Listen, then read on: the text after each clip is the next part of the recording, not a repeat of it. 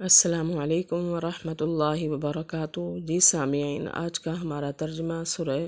بقرہ کی آیات کا ہوگا۔ امید کرتی ہوں آسان لفظوں میں کیا ہوا یہ ترجمہ آپ کی سمجھ میں ضرور آئے گا انشاءاللہ۔ میری ویڈیو پسند آئے لائک اینڈ شیئر ضرور کریں اور کمنٹ میں اپنی رائے کا اظہار کریں۔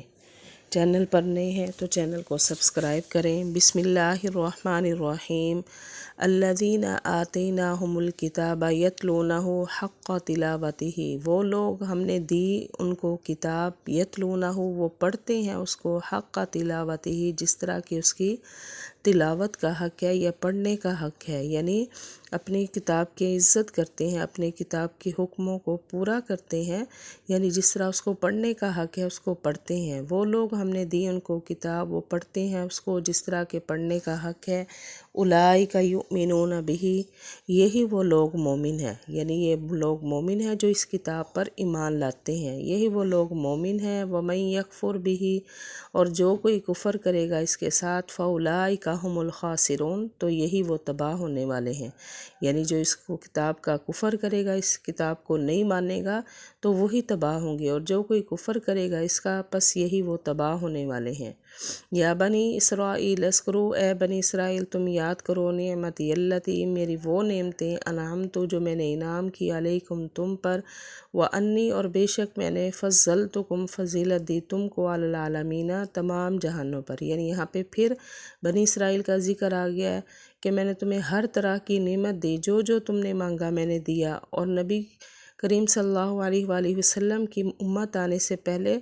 تمہاری امت کو سب امتوں سے میں نے فضیلت دی تھی۔ اے بنی اسرائیل تم یاد کرو میری وہ نعمتیں جو میں نے انعام کی تم پر، اور بے شک میں نے فضیلت دی تم کو تمام جہانوں پر۔ واتقوا یوما لا تجزی، اور ڈرو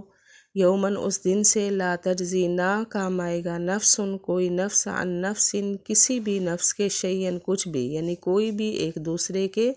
کام نہیں آئے گا، تو وہ دن آنے سے پہلے تم ڈر جاؤ۔ ولا یقبل، اور نہ قبول ہوگی، منہا اس سے، عدل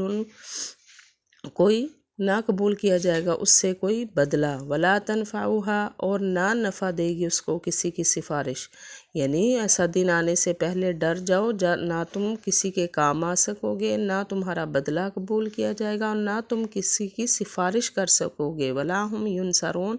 اور نہ ان کی مدد کی جائے گی، یعنی تمہاری کسی قسم کی کوئی بھی مدد نہیں کر سکے گا۔ اور ڈرو اس دن سے، نہ کام آئے گا کوئی نفس کسی کے کچھ بھی، اور نہ قبول کیا جائے گا اس سے کوئی بدلہ، اور نہ نفع دے گی اس کو کوئی سفارش، اور نہ ان کی مدد کی جائے گی۔ وَإِذِ ابْتَلَىٰ، اور ابتلا آزمایا، ابراہیم حضرت ابراہیم علیہ السلام کو، ربہ اس کے رب نے، بکلمات چند باتوں میں، فَأَتَمَّہُنَّ پس اس نے وہ باتیں پوری کی، یعنی حضرت ابراہیم علیہ السلام کی یہاں سے شروع ہے کہ ان کو اللہ تعالیٰ نے بہت سی باتوں میں آزمایا، جیسے کہ اپنے بیٹے کو ذبح کرنے کے لیے آزمایا، اور بھی بہت سی باتیں ہیں، تو وہ حضرت ابراہیم علیہ السلام نے وہ آزمائشیں پوری کی، پوری اترے ان آزمائشوں پر۔ اور جب آزمایا حضرت ابراہیم علیہ السلام کو اس کے رب نے چند باتوں میں، پس انہوں نے وہ باتیں پوری کی، قال تو فرمایا، انی جاعلک،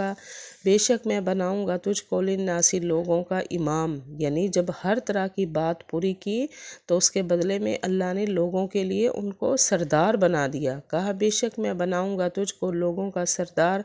قال تو حضرت ابراہیم علیہ السلام نے کہا، ومن ذریتی، اور میری اولاد میں سے بھی، یعنی میری آنے والی جو نسل ہے ان کو بھی آپ ایسے ہی راہ راست پر رکھیں گے۔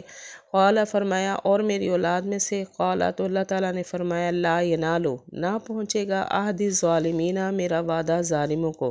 جی ہاں، آپ کی اولاد میں سے بھی ایسے ہوں گے، لیکن جو آپ کی اولاد میں سے ظالم ہوں گے ان تک میرا وعدہ نہیں پہنچے گا، فرمایا اللہ نے، نہ پہنچے گا میرا وعدہ ظالموں کو۔ یہ تھا آج کا ہمارا ترجمہ۔ وآخر دعوانا ان الحمد للہ رب العالمین۔